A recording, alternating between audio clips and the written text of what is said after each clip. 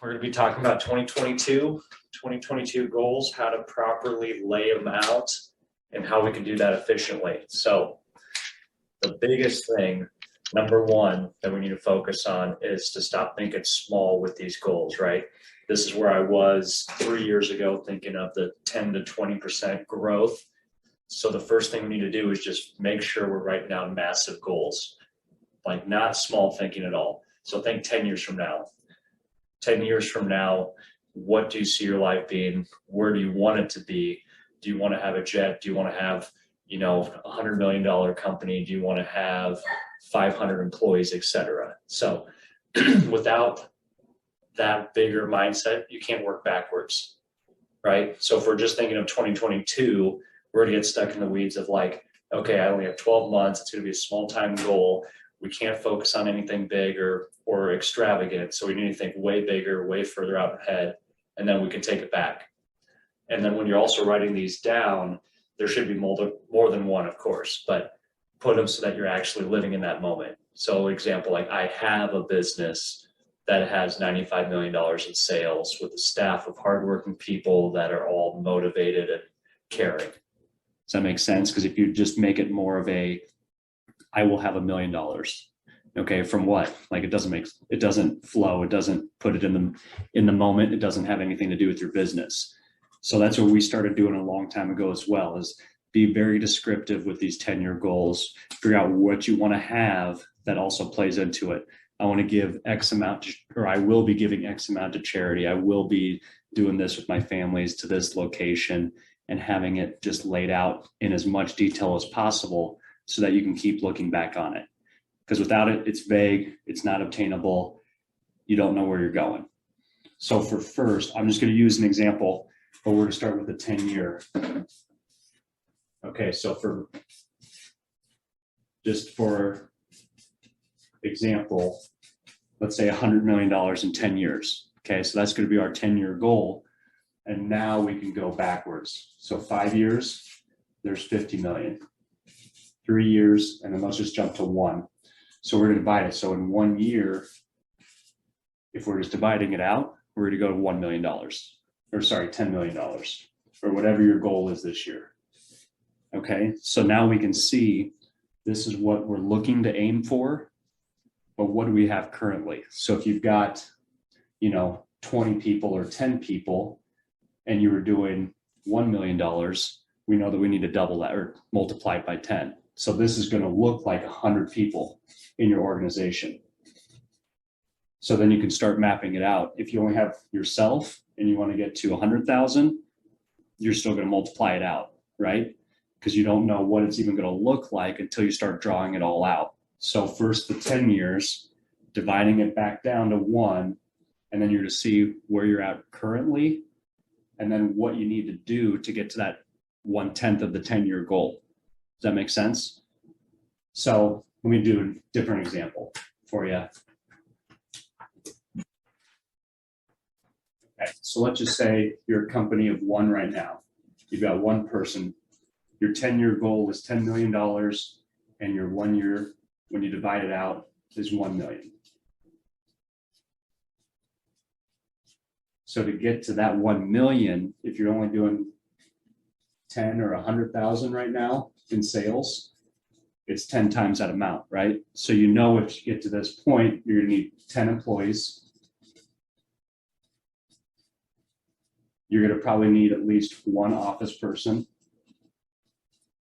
1 operations person, and you can kind of fill it out. So then when you get to this point, okay, 10 years from now, we're just gonna times everything by 10. Then we know exactly what it's going to look like. You can put your brain around, this is what our whole organization is going to look like 10 years from now. Then we can start working back. This is what we need to put in place to get to that. This is what we need to have it to get to that. This is where we're at now. This is where we need to be. But without seeing this, you don't know how you're going to get to $1 million either with yourself. So if you know that you have 1 or 2 people and you're doing that to get to $1 million, what's the multiplication on that? Can you just do it with the same 2 people, or do you need to multiply it by 10, multiply it by 2, multiply it by 4? But then you can start putting this all together. out of these 10 people that you might need, do you need to have 3 of those being 3 new crews? Or maybe it's 4 crews or 5 crews.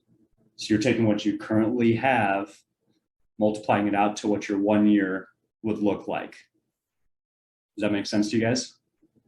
So you're just working backwards, but you're also taking what you currently have, multiplying it out to what you need to have to reach that 2022 goal. But without seeing it, you're just going to say, okay, I'm going to go from 100,000 to 1 million. I have no idea how to do it. Or you're going to go from 1,000 to 100,000 or 50,000 to 250,000. But you need to start laying it out, list out everything you need to do. Once you kind of have the employee side of stuff laid out, then you can also go over what services or what products. So let's say right now you're doing your servicing 100 clients in 21, and you're bringing in $100,000, but to get to 1 million, how many more clients do you need? And maybe that's just mowing. So to get to 1 million, you're going to need 1,000 clients mowing, right? So it's harder to get that way, but what other add-on services can you offer them to get to that next point? Because to multiply this number by 10 or 1,000 or whatever it is to get to that goal is a lot harder with crews than just trying to find what else can we add on. Maybe we can do supplemental services in the off season to come and reach that number as well. So if you're just looking at it with your current services, it's one thing. But when you start adding in different corollaries as well, that's how you can also get to that number even quicker. So with that, working backwards from 10 years to now, right? So you still have your plan now. Here's what you've got now. Here's the 1 year. Here's the 10 year. But this is your big goal. So everything on this side needs to align with what you're doing this year. If it's not going to align, then you need to change that up. Because if your big goal is to have a business in every state, okay, then you slowly back it down. What do we need to do now, this year, to get that in line? If it's just to have $1 million business in 10 years, okay, but first, what do we need to do now? We can't have that thought without knowing the process to do it right now. So what do you have to do to create those things is next. So with corollaries is what I kind of spoke on before. So there's 2 types, okay, internal, external.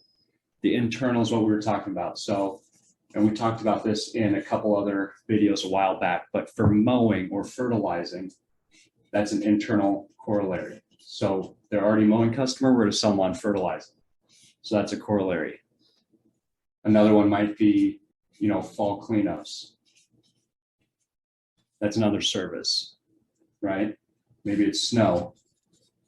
So these are all things that you're doing internally with your existing equipment, existing staff, existing customers, existing skills and assets. So what can you currently take from your skills, staff, equipment, from your main source of income and start creating more from those? Because in the winter months, nobody's doing mowing or fertilizing, but what else can you do with that equipment, with the staff internally to get more cash flow coming in? Because tell you what, to sell one client on multiple services is a hell of a lot easier than trying to find a new client for each one of these. So you focus on your main clients. What other corollaries can we offer them? Or what else, are they getting from a competitor, right? So if they're already getting one of these services from somebody else, why don't you offer it, bring it in-house, and that's going to boost your 1 year goal as well, get you closer to that 1 year goal. So it's not just internal though, you have to also look at external. So for example, who are you getting your product service or your products or materials from? Like, is there a vendor that you could start bringing some of that stuff in-house that might be an external corollary that you're cutting out from a vendor perspective and bringing it in-house that you can also make money from? So there's internal, external. Internal, all existing services. External might be, you're going to bring in fertilizing and sell it to other people in your town, or make money a different way from a competitor that they're getting it from somebody else. So an example I like to tell people too on this is, like, think of Starbucks. So Starbucks, they sell billions and billions of dollars on coffee, but not that long ago, they just started offering, tumblers, muffins, beans for people to take home, because they started seeing people come into their store with a tumbler or a muffin. They're like, well, why are they bringing in a McDonald's muffin when they could be buying from us? Right? So that mindset of what else can we sell to our customers that they're getting from their competitors already, and keep it in house. So then they started selling breakfast sandwiches, muffins, everything, tumblers, gift bags, etc. And a couple of years ago, just from all of that sales, they created an extra $10.5 billion in sales that they took away from their other market, the other competition. So they pulled all that, kept it inside, and that was that's more of an external look as well, because they're capturing all that. Then they started creating it, they started selling it, and created more profits. So what ideas are you going to use in your business this year, or what do you want to have on your 10-year goal that you can keep thinking of? And maybe it's to have a whole fertilizing supply company. Okay, well, think about it now. What do you need to put in place now? Probably you need to start fertilizing people's yards before anything. But if that's on your big goal, how do you work backwards from that for those corollaries? So before you even can start looking at those external corollaries, internal is the way to go first. What else can you offer them? What else can you use your skills, staff, equipment to build that income that's going to align with that 1-year goal? And I don't know if you guys have seen or read my book, but if you go onto my Instagram, it's half price on my link tree than in Amazon, but jamesmansky.com, you can get that too. But that goes over how to build that corollary list, how to sell to your existing customers. And that's a great way to just boost sales overall. So now when you have that goal, you're going to be looking back at who to promote it to, of course. So we talked about your top personas, your top 10 clients, right? So who are you going to go after this year that fits in that top 10 persona bucket? Because you don't want to go after the people that are $50 a year or a $200 program for the year. You want a commercial client that maybe wants multiple services: mowing, fertilizing, aeration, snow, monthly cleanups, everything, right? Those are the key people you want to go after, or you start selling your existing customers to get them to that point. So start compiling your list too, because those are the people you want to reach out to in 2021. Excuse me. Those are the people that are going to get you closer to that goal of having that top persona than the little guy that maybe spends a couple $100 with you a year. So figure out who those people are, market to them, focus on them, sell and upsell, cross-sell to them, and that's going to help reach that as well. So when you are also looking at the personas, a big thing to think about too is, what are your constant communication with them? So with your estimates, your following up, your phone calls, your sales funnel, what's all that look like? Because if you're not even following up with those people you send estimates to, you're not going to know where you're missing out, where you're gaining, who those people are. So following up, that's one of the biggest things we're working on currently too, where it's got to be a combination of different things. It's got to be video, text messages, calls, emails, letters. You can show up at their business and talk to them. So you have to keep changing that as well. And when I started doing that stuff, it was instant. Nobody's ever seen somebody send a video text message following up about a service estimate. They're like, wow, I've never seen that. Yeah, please sign me up. I didn't even realize it. And it's something so easy, 15 seconds. Hey, this is James. Just want to make sure you got our estimate. Is there anything I can answer? Any questions for you? Give me a call back. So something as short and simple as that is going to boost that sales revenue too for those top personas. So always be thinking of something different too that you can do to elevate the business in 2022. Because you can't do anything that you did last year. You got to do something bigger this year than last year. Otherwise, you're going to be stagnant. Or when you're stagnant, you're actually decreasing business, right? There's no staying the same. If you're staying the same, you're losing. So it's got to be growth. What else different can I do this year? What else can I put myself out and reach out to new people? Who else how do I get out of my comfort level, right?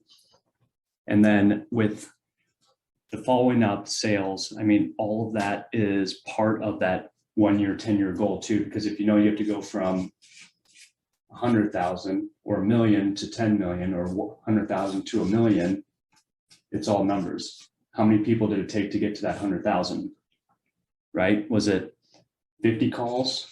Was it 100 calls? Was it 5,000 calls? Well, now you know you have to do 10 times the work just to get to where you want to be this year. So if you send out 50, 100, 5,000 estimates in 2021, but you want to hit your goal of $1 million this year, you're going to have to send out 500,000, 5,000 estimates this year. And it's just numbers, because out of those, you might get 10% of them, right? So by just knowing the numbers first, if you have to do 500 estimates, who are the people that you're going to be reaching out to? So you need at least 500 to get to that number, if that's all it took for you to get $100,000. So it's all numbers. You have to know everything about the numbers. If your goal is this, how many people will it take? How many people do I need to sell to? How many estimates need to go out? How many, ads do I need to run? How much follow-up will that take? How much will the cost be incorporated with servicing those 500 people or 5,000 people? So that's all key, because without wrapping your head around that, now you're never going to know what it's going to be, what you're going to need to do to get to that goal. If you just think that it's going to be, okay, I'm just going to do exactly what I was doing before and just keep reaching out the exact same, you're still going to be stuck probably around this number, maybe 110,000. So you have to start thinking bigger. What do I need to get to this 2022 goal, right? So with working backwards, like we talked about, 10-year, then you can go to 5, 3, 1. We know exactly what we need to do for 1 year. Start listing out everything that's going to look like: equipment, vehicles, staff, training, processes, everything. Another thing I wanted to share really quick too is, before we even get to this year's goal, the biggest thing we have to look at is processes.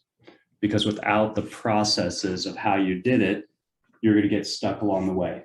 As soon as you grow to here, and as soon as you grow to the next level, which maybe it's 5 million or 100 million, if there's no processes in between that are documented and trainable, that you can mimic yourself, model, mimic, master, you're still going to get stuck. You're going to get stuck at these points, right? So somebody that's just starting out, what's the very first thing you do? What's the second thing you do? Here's a video on this. Here's what we need to do when we get to this point. And you need to list every single process out that you're doing day to day. Otherwise, you're going to get here and you're going to have 20 employees or 10 employees, and nobody's going to know what to do.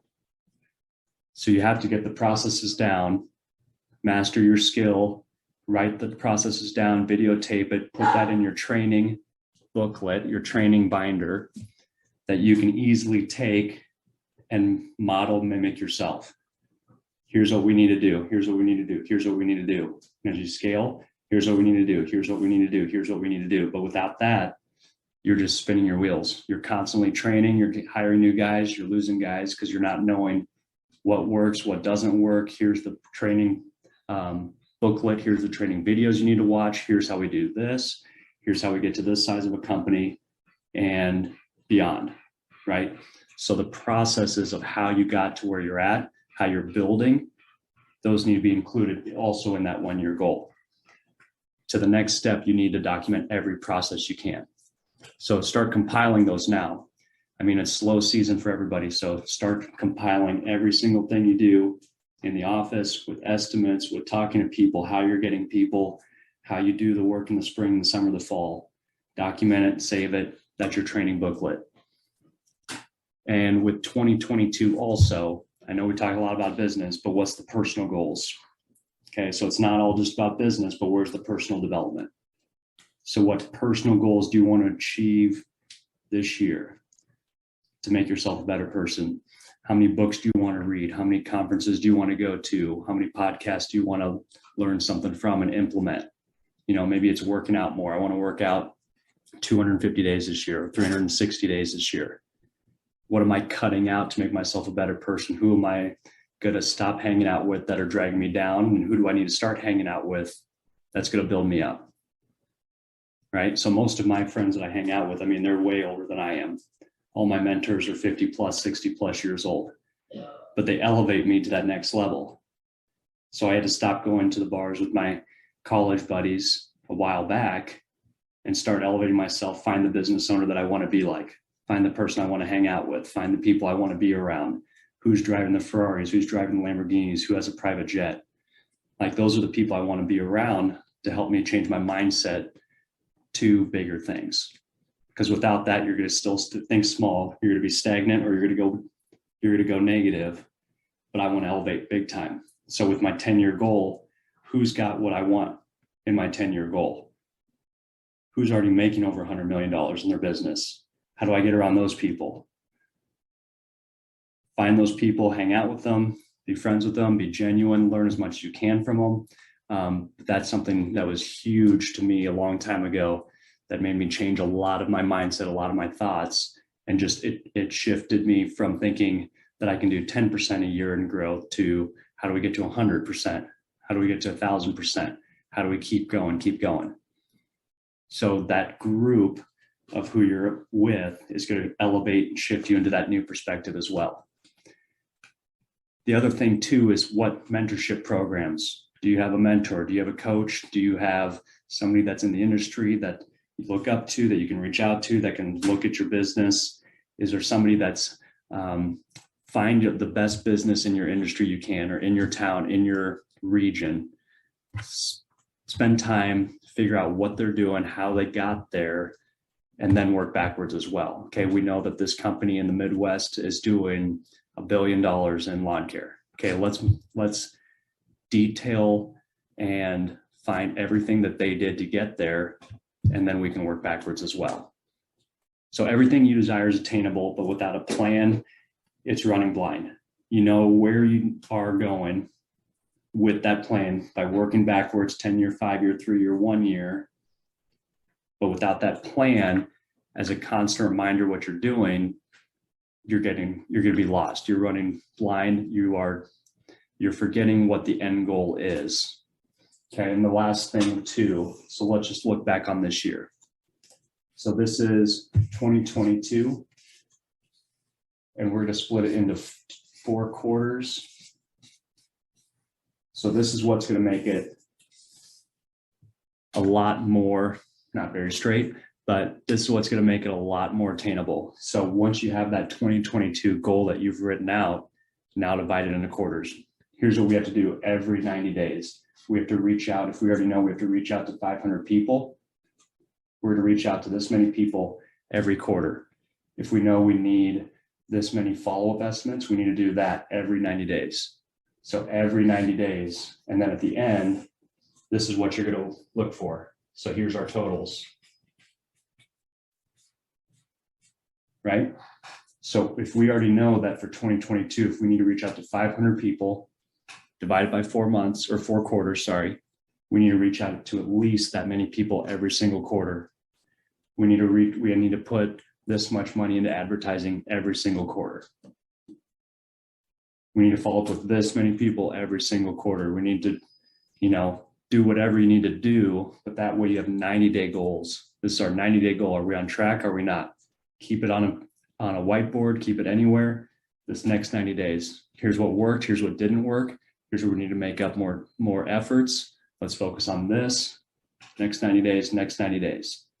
So by splitting up at least into quarters, at least in our industry, is a little bit easier than looking at it month by month. Month by month, it changes all the time. But if we know we're 90% or maybe 60% of the way here by by the third quarter, we can have a big push for the last 3 months of the year. And maybe that's prepayments, maybe that's getting more Christmas light customers, maybe that's doing more fall aerations, more fall cleanups, and you can focus on the next quarter based off your last quarter too. Right? But constantly reviewing that is what's going to make a difference. If you just do it once, throw it away, you don't even know where you were, you didn't document anything, you're just running blind. It's going to look like this. You're going to go up a little bit, and then it's just going to peter off, and you're just going to be same as 2021. So what did it take to get to each level as you're going up that though? Did it take more follow-up calls, more estimates, more mailers, more just going out in the community, shaking hands, more networking events, get in with the local chamber? I mean, more business cards being passed out. I mean, that should be another one too. How many business cards am I to pass out every single month, every single quarter? If I don't get rid of 1,000 business cards in a year, it was a bad year. So buy them, stock them everywhere, pass them out, hand them to everybody. Nobody's going to know you unless you start handing that information out. People you meet randomly, hey, what do you do? Oh, this is my company. Here's my business card. Reach out to me. What can I do to help you? Who takes care of this currently for you? Is there anything else I can help you with? But it all starts with getting out there, talking to people, getting in those circles with those business owner mentors that you want to be in that 10-year plan. So constantly review the goals throughout the year, review where you're at, review what you need to do, what you need to work on. And that's what's going to make a big 2022 the best year yet. I know it. I can feel it even with supply chain. I know we're all going to be having a great year. And that's what I've got for you guys today.